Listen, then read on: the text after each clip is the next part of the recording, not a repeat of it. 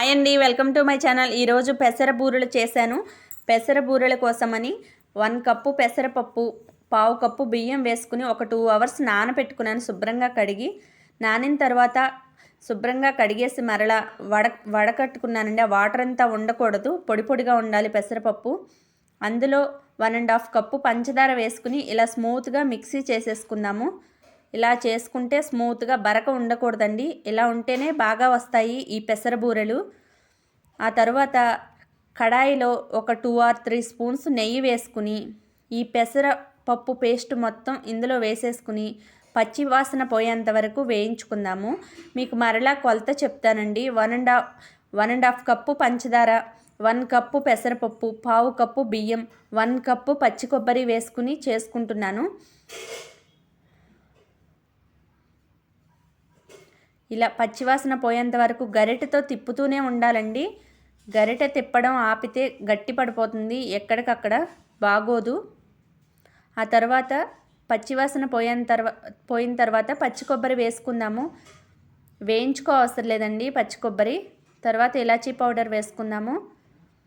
ఇంకా కొంచెం ఒక 2 or 3 స్పూన్స్ నెయ్యి వేసుకుందాం. మొత్తం మనకి 25 grams నెయ్యి పడుతుంది.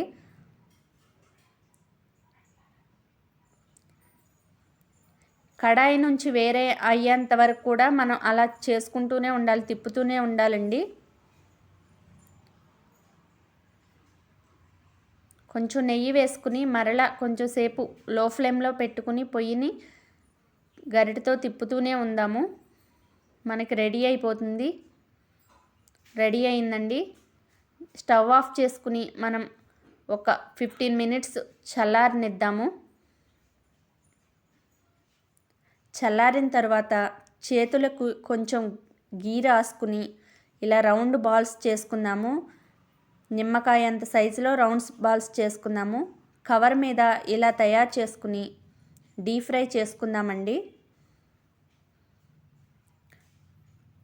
పిల్లలు పెద్దవాళ్ళు ఎవరైనా ఇష్టంగా తింటారు. చాలా టేస్టీగా ఉన్నాయి, సింపుల్గా అయిపోతాయి ఈ పెసర బూరెలు. ఒక్కొక్కటిగా వేసుకుందాం. ముందు ఇలా పొంగుతాయి, ఎంత బాగా పొంగాయో చూసారా. ఇవి కొంచెం కడాయి నుంచి వేరైన తర్వాత ఒక్కొక్కటిగా వేసుకోవాలి, వెంటనే వేయకూడదు. రెడీ అయిపోయాయండి మన పెసర బూరెలు. మా వీడియోకి లైక్ చేసి, షేర్ చేసి, సబ్స్క్రైబ్ చేయండి. మా ఛానల్ని సపోర్ట్ చేయండి. చాలా టేస్టీగా ఉన్నాయి. Bye friends.